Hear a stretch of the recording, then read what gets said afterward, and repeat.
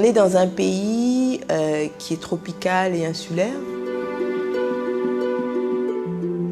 En Guadeloupe, on a le vent, le soleil, on a la géothermie, ce qui est une particularité très intéressante. Le rôle de l'ingénieur, c'est justement d'adapter les systèmes qui existent et de les faire fonctionner. Le département ingénierie, c'est un jeune département qui a été créé en 2012. Dans cette formation d'ingénieur, il y a une trentaine d'étudiants.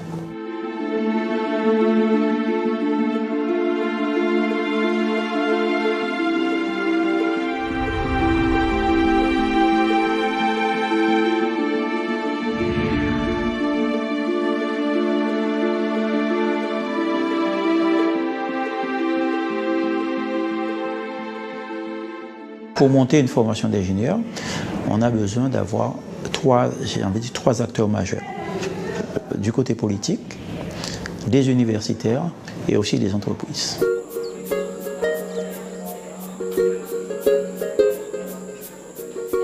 Suite aux assises de 2007 de la région, il y a eu des professionnels qui ont exprimé des besoins au niveau des formations. Nous sommes inscrits sur deux thématiques principalement, à savoir système énergétique et matériaux. Donc ça consiste en quoi? Système énergétique, ça va être tout ce qui va être l'implication des énergies renouvelables dans le réseau électrique et toutes les problématiques qui tournent autour. Et matériaux, on est plus axé sur ce qui va être le recyclage des matériaux, l'éco-conception et la durabilité des matériaux dans la zone intertropicale. Donc des problématiques qui nous sont propres et qui touchent les industriels de nos zones.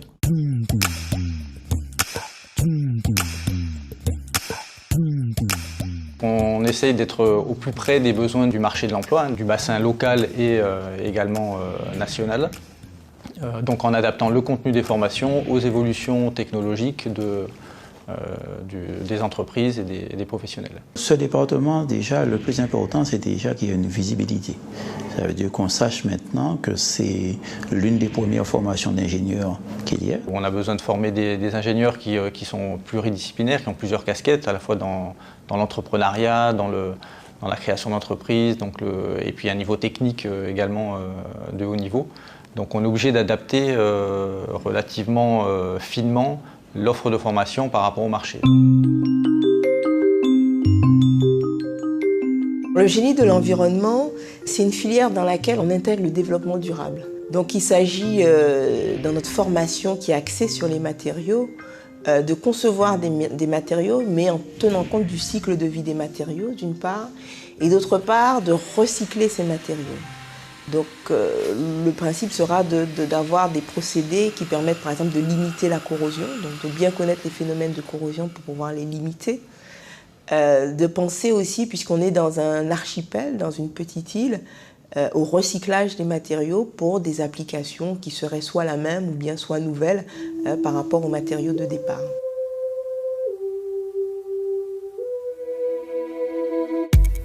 Nous avons beaucoup de déchets en Guadeloupe, donc ce serait important de valoriser tous nos déchets dans nos matériaux, tels que la bagasse, dans les matériaux de construction, aussi les fibres de coco.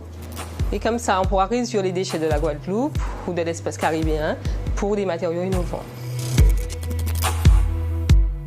On s'intéresse à différents types de matériaux, donc aussi bien les matériaux polymères, les matériaux céramiques, que les matériaux métalliques. Outre ces matériaux, on a ciblé la formation aussi sur les matériaux de construction. Des thématiques concernant des matériaux composites, ciment, fibres végétales sont développées. Leur résistance, leur tenue mécanique va être plus précisément étudiée en relation avec les conditions sismiques de nos territoires.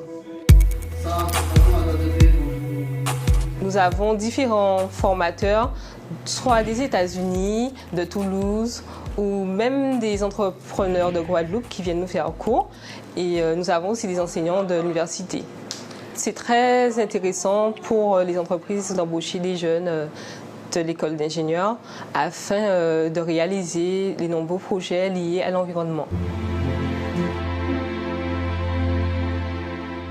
On forme des hommes et des femmes avec un aspect qu'on a voulu développer très fort qui est l'aspect culturel. Nous sommes dans un bassin qui est un carrefour, donc il s'agit pour nous que ces étudiants soient capables d'aller ou de se projeter aussi bien en Europe que dans la zone Caraïbe ou bien en Amérique. Nos étudiants d'ailleurs sont formés sur les 2 langues au cours de leur cursus, anglais et espagnol, parce qu'on tient vraiment à les ancrer dans le bassin caraïbéen.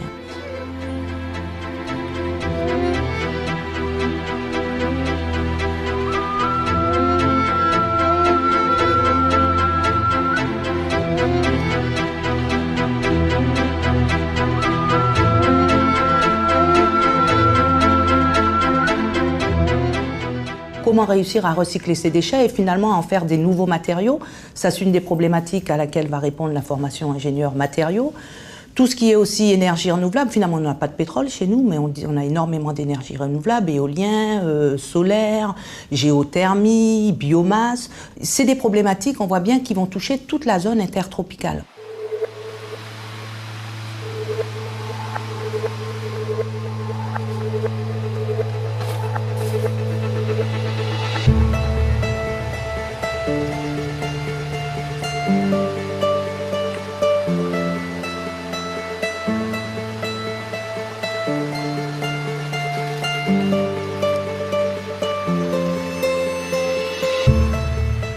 La Guadeloupe a développé une approche qui consiste à essayer d'atteindre l'autonomie énergétique. 17% par exemple de notre énergie provient des sources dites renouvelables. Les systèmes énergétiques sont les systèmes qui permettent de convertir l'énergie d'une forme qui n'est pas nécessairement utile en une forme très utile. Au sein du diplôme, on s'intéresse aux chaînes de conversion en général. Et on part d'une source énergétique quelconque pour transformer cette forme d'énergie en une forme utile, la chaleur ou l'électricité, qui est le cas le plus courant.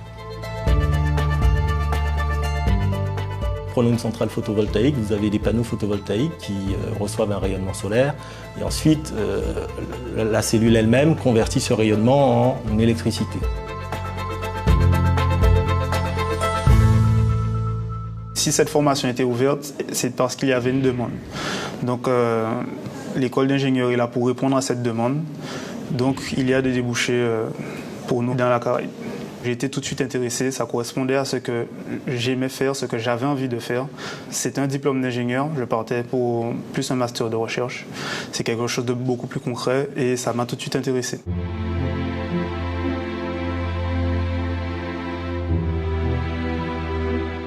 Les élèves voient plusieurs choses, donc la physique de la conversion d'énergie d'une part, mais aussi le métier d'ingénieur. Donc ils sont amenés à être des chefs de projet, des managers, donc ils ont une formation management, ils ont une formation juridique.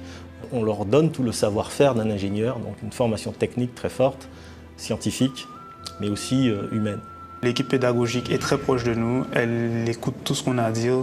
Nous ne sommes pas nombreux, les cours ce sont des cours TD vraiment en relation et en partage avec l'enseignant. Et tout est fait pour que nous puissions réussir. Nous avons des entreprises partenaires de la formation, nous avons aussi, à travers les laboratoires de recherche de l'université, contact avec un certain nombre d'entreprises.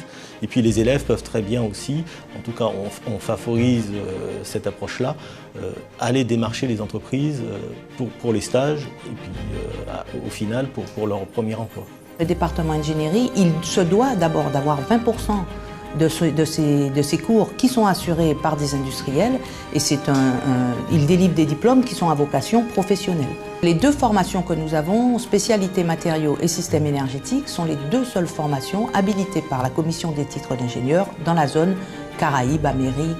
Cette habilitation est conditionnée par l'adaptation des formations par rapport au bassin d'emploi de ces formations. Donc il y a une obligation d'assurer une insertion des jeunes diplômés. C'est une nécessité de toute façon, une formation d'ingénieur doit se faire pour favoriser l'insertion rapide des jeunes diplômés. On fait des partenariats aussi bien pour la sortie de nos étudiants qu'aussi à l'entrée avec les classes préparatoires. On dispose d'un partenariat avec l'NCIA7. C'est une école de chimie, parmi les meilleures écoles de chimie de France. Et c'est un partenariat qui est très fort avec des enseignants qui viennent chez nous, des étudiants qui vont aussi à l'NCIA7 lors de leur première année. La formation dure 3 ans. Donc niveau Bac+2 on recrute, donc on arrive à Bac+5. La formation est ouverte à tout public, avec une formation scientifique minimale. Elle est ouverte à la fois à des étudiants étrangers, donc on vise le bassin caribéen principalement, mais également tout le reste du monde. On a déjà des étudiants qui viennent d'Haïti dans les formations, et on a entamé des démarches vers d'autres régions comme le Mexique ou Saint-Domingue. Au niveau des Antilles, nous étions la seule région de France sans avoir de diplôme d'ingénieur. Donc c'est l'une des décisions politiques là-dessus. Donc on s'est mis avec une équipe pour pouvoir monter cette formation. Et à terme, bien sûr, nous avons l'intention de créer une école d'ingénieurs dans les 4 ou 5 ans à venir.